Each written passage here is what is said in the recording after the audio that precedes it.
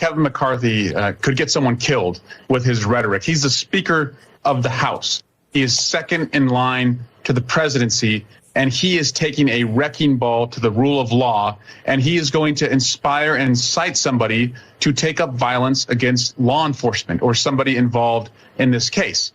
Instead of saying that exactly what Mr. Goldman just said, which is our rule of law will withstand this, and if Donald Trump is innocent, a jury of his peers will find him innocent, Kevin McCarthy is already casting judgment on the process. I'm worried about the targets on the backs of so many in law enforcement when leaders like McCarthy are siding with Donald Trump. It's reckless, it's lies that he's telling, and it's endangering people who walk the beat right now. James Comey is going to be acquitted, or the charges will be thrown out. But that doesn't make what Donald Trump has done any better. And for your viewers, I hope the way they see this is Donald Trump has not come for you yet, and he may not get to you for a while. But if you dissent against him, if you go to the town square and protest against him, he eventually will find you. That's where this is going, and that's why we all have to be louder and find strength in numbers. Don't hide under the bed. Stand up to this bully, and we can muscle through this. Boy. So once again, we got to talk about Democrats going full-blown authoritarian, basically saying the quiet part out loud about what they plan to do if they ever end up taking back power. I'm not going to say when, because hopefully these people never, ever get a majority in this country ever again. But, you know, it is likely that they probably will at some point. I'm just hoping that it doesn't happen for another 20 or so years, right? Maybe the Democrats by then will not be so far left. Who knows? Okay. But regardless, they are issuing threats, right? They're issuing threats to private citizens and companies, law firms, anybody that they see as capitulating to Trump, that they're going to go after them. That is what leader Hakeem Jeffries hinted at just a few days ago on CNN. One thing to understand, as people who are flirting with the Trump administration or doing the bidding of the Trump administration or engaging in the pay-to-play schemes of the Trump administration, the statute of limitations is 5 years. Donald Trump and this toxic administration will be long gone, but there will still be accountability to be had. And that process, of course, begins now, but it will not be complete until perhaps there is an independent Department of Justice, certainly an independent House of Representatives in Democratic hands. The Department of Justice is one of the great institutions in law enforcement in the history of this country. And Donald Trump and these extremists have been destroying its integrity. Yeah. So there you have Eric Swalwell, a.k.a. Eric Swallows Well, right? Who is known for banging a Chinese spy, right? He's known for liking shrimp fried rice, okay? He now is coming out and repeating some of the threats that Hakeem Jeffries is putting out there about going after people, private citizens who support Trump, again, including law firms, private companies, anybody that they see as capitulating to Trump, bending the knee to Trump, right? Bending the knee in advance, right? This is what they call it. Bending the knee to Trump. They're going to use their power, right, if they gain back power, to go after those firms, right, and those people, okay? That is what Democrats are saying out loud while boo-hoo-whining and crying about fascism. So without further ado, let's go ahead and get into this. It looks that way. Donald Trump seems hell-bent on not going after the physical threats to you and to your viewers, but rather going after his perceived political opponents. So I don't want to set aside, because it's not who we are as a democracy. I mean, he is weaponizing the Department of Justice, going after his political enemies, but what does it mean to everyday Americans? We're seeing an escalation of mass shootings. Again, obviously, we had the Kirk assassination and a political assassination on an ICE facility last week, shootings over the weekend in North Carolina and Michigan. And so if law enforcement is pulled off the case to work on the president's political opponents, what does that mean for the rest of us? That's what concerns me. And then Kate, just as the senior Democrat overseeing the January 6th committee, what is being put out there and what Donald Trump is trying to tell people is not what happened. FBI agents, of course they responded to January 6th, just like every other law enforcement agency was asked to respond that day. They weren't there ahead of time. They've responded to do their jobs. And so we're not going to let him erase the heroism of every officer that showed up on January 6th.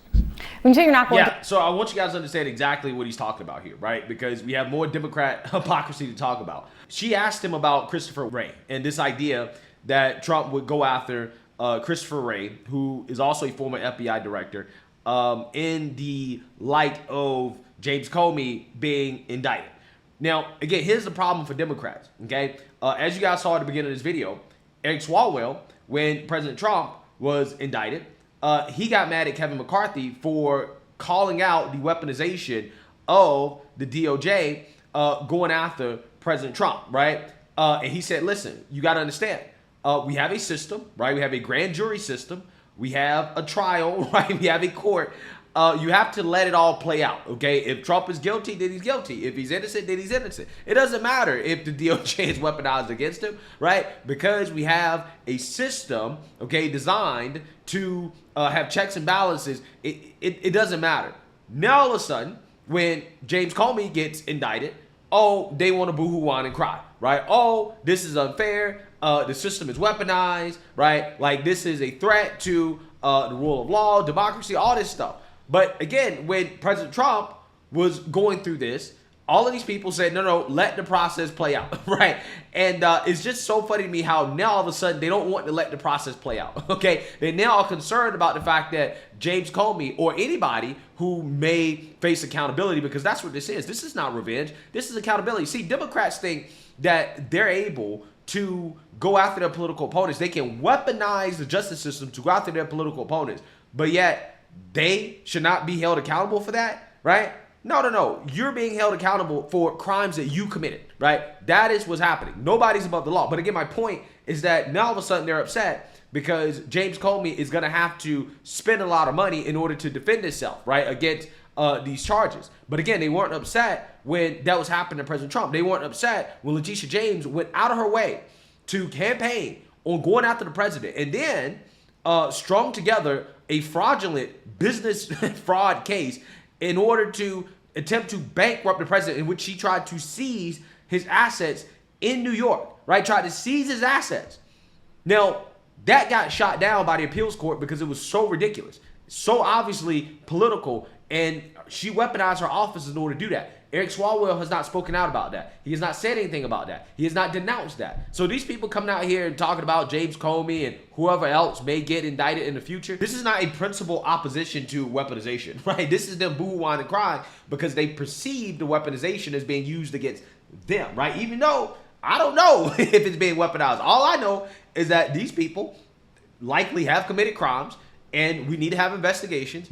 And everybody has to be held accountable because, again, Democrats told us that nobody is above the law, right? So, again, there's not a principled stance here of being against weaponization. These people are just mad because they see it affecting them. And now, all of a sudden, they can see how bad it is to have the system be weaponized against you. But before, they were supporting it. And this is why I try to tell people that in order to red pill a Democrat, a leftist, a liberal, you got to give them what they want. You got to give them a taste of their own medicine, because when they get a taste of their own medicine, that's when they realize that, oh, wait. The stuff that we were pushing, we don't like it when it's turned against us. We should probably stop pushing it. Like, for example, how all these people, all these Democrats, liberals, leftists, they became free speech absolutists after Jimmy Kimmel got temporarily canceled by Disney and ABC, right? Temporarily canceled, and these people were pretending as if he was silenced by the Trump administration. He was censored. Meanwhile, these are the same people who literally weaponized the government. The Biden administration literally weaponized the government. YouTube, Google admitted this. Facebook admitted it. We know from the Twitter files that Elon Musk dropped that Twitter also was being pressured by the Biden administration to censor conservatives. That actually happened. They tried to set up a disinformation governance board. Okay, they tried to set that up in order to push more censorship. All of the people that supported this stuff, conservatives being kicked off their platforms, Tucker Carlson being fired, Roseanne Barr being fired, right? All the people that supported that, now all of a sudden they became free speech absolutists when it comes to Jimmy Kimmel, right? It's funny how that works, okay? So again, you're seeing hypocrisy here from Democrats who were in support of all of these things happening to their political opponents that now they're so opposed to because they perceive it happening to them. I also heard in relation to, this was James Comey, you say last week that your committee, Judiciary, has the power to step in and kind of stop some of this. But how, Congressman, especially being in the minority? Well, first, we are making it clear that we're going into the majority a year from now. We have every intention to do that. And so we will bring oversight, accountability. We will subpoena the Department of Justice, but also private actors who have done these drug deals with the administration, college campuses, entertainment companies, law firms. And so accountability is coming. And so one, it's all coming out. Two, I hope that deters people from doing more of these deals, these one-offs with the president. One other point, though, on Comey. Yeah, so you seen that, you heard that, right? This dude is saying they're going after private actors, private citizens, private companies who they see as capitulating to the Trump administration. That's what they're going to do, right? Democrats are not saying that when we take back the majority, we're going to come up with legislation in order to make your life better, right? We're going to do something to help the American people. No, they're saying that if they win the majority again, which is not guaranteed, by the way, right? It's not really looking that great for them going into the midterms. Again, it's likely that based off history, they probably will take back the House. They're going to have a harder time with the Senate, right? It's basically almost impossible for them to win the Senate at this point. But, anything can happen. What Eric Swalwell is saying is that, yeah, we're going to use taxpayer dollars to go after private citizens who we see as capitulating to Trump. That's what he's saying out loud. That's what Hakeem Jeffries have said. This is why the Democrat Party is in free fall right now, because they don't have any real solutions. They have no real legislation. They have nothing at all to improve the lives of the American people. All they have is Trump derangement. That's it. And they're telling you, yeah, when we get back in power, we're just going to be more Trump deranged, right? We're going to go after people who support Trump. We're going to go after Trump supporters. We're going to go after companies that support Trump. We're going after anybody that decides to bend the knee to Trump. And then they'll turn around and boo-hoo, whine, and cry about Trump being a fascist, right? While at the same time, again, saying that they're going to weaponize the government to go after private companies for bending the knee, for agreeing, for supporting the current administration. But again, Democrats will say, well, we're anti-fascist, right? We're against fascism, except they are the fascists, right? They're everything that they claim they're against, and this dude is admitting out loud that they're pro-fascism, while at the same time claiming to be against fascism.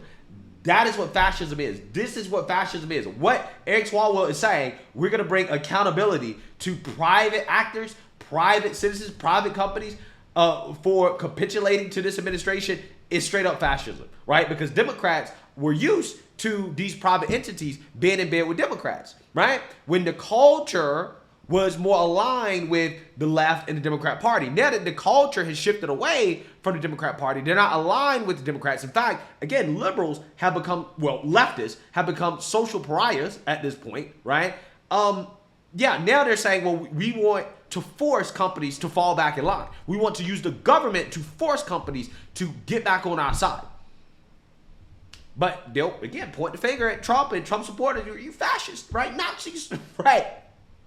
While at the same time advocating for fascism on national television. And this CNN anchor is not even pushing back. She's not saying, whoa, hold on now. How can you boo-hoo, whine, and cry about fascism, but yeah, you're talking about weaponizing the government, not to help the American people, not to push legislation or to pressure the Trump administration to push legislation that will actually help out the American people, because again, Democrats don't have any legislation that can do that. They don't have any ideas. No, you are using the government to go out to private companies? What? Right? Like, how is that not fascism? Kate, this happened when Donald Trump was president. So if you're trying to tell me this is not politically motivated, the statement that they're referring to where he allegedly lied, Donald Trump was president. So why didn't you indict him then? The fact that he's indicting him now just makes it look even more politically motivated. And so I'm pretty confident that this will either be dismissed or Mr. Comey will be acquitted by a jury of his peers. Again, I wouldn't be so sure. Right? There could be a superseding indictment coming. We could see more charges. I would not be one of these people that's so sure that James Comey is going to beat this, right? We're going to see.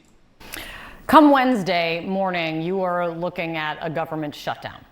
Do you want to see Senator Schumer stand up here, even if it means stand up and stand against making a deal, even if it leads to a government shutdown? Well, I don't want to fund this government. as is. And so that's what's really on the line here. This government is not killing cancer, it's killing cancer research. This government is not lowering your healthcare costs, it's increasing it as people go in to open enrollment. But you're having a short-term, long-term problem. You're having a short-term, this is a kind of a short-term, long-term conversation. Long-term, many Democrats would agree with what you're saying right there. Short-term, your option is, as we get to this every time, and I've covered these for, I don't know, I feel like I'm a million years old at this point, it's either coming down to you're facing at this moment, you're either going to fund the government as is, talk about the healthcare subsidies later, or the government's going to be shut down. Which option are you most comfortable with? I'm not comfortable with this Republican tyrannical government. So I'm not co-signing on that, Kate, and I don't think anyone should. Now, if they are, going to, as I said, change their deportation policy and not get rid of innocent Americans who are contributing to our economy, if they're going to lower innocent Americans who are contributing to our economy. Again, if CNN was a real news channel, they could easily pick apart everything this dude is saying. See, it's easy to be a Democrat. It's hard to be a Republican, right? Being a Republican means you actually have to defend your positions constantly. Being a Democrat, you can just say the most outlandish stuff. You don't even have to make sense. You don't even have to make sense. It's crazy. Okay, to be a left-wing commentator or a Democrat or a liberal, you don't have to make sense. This dude just said, well, you need to change your deportation policies. Going after innocent American citizens who are just doing their jobs.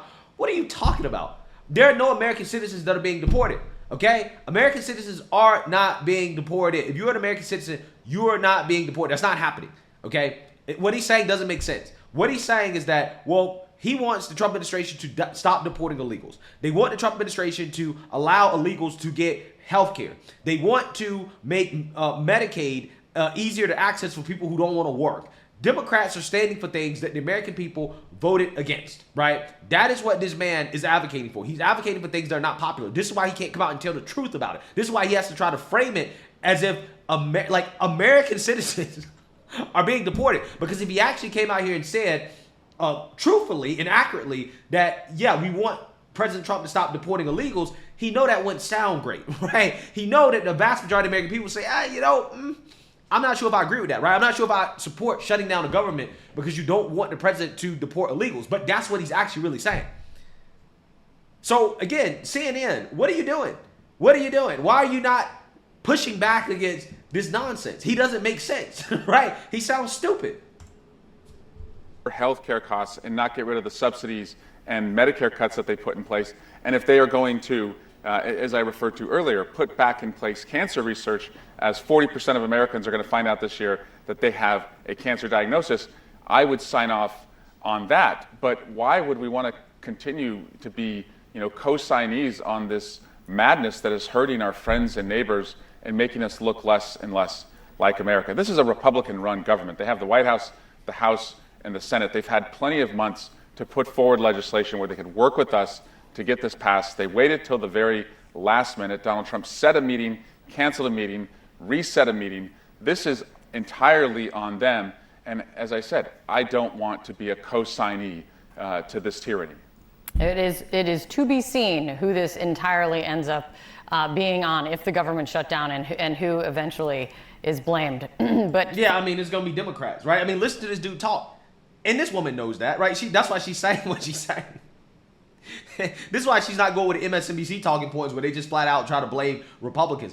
It doesn't make sense. You can't sit here and say, well, I'm not going to co-sign keeping the government open, and then say, well, it's the Republicans' fault for shutting down the government. Well, all the Republicans want to keep the government open. What are you talking about? They're literally ready. They're ready. At the very least, they're saying, hey, we'll continue with the current spending bill that we have right now, right? The spending that we do right now, and we can continue to negotiate. That is basically the default position.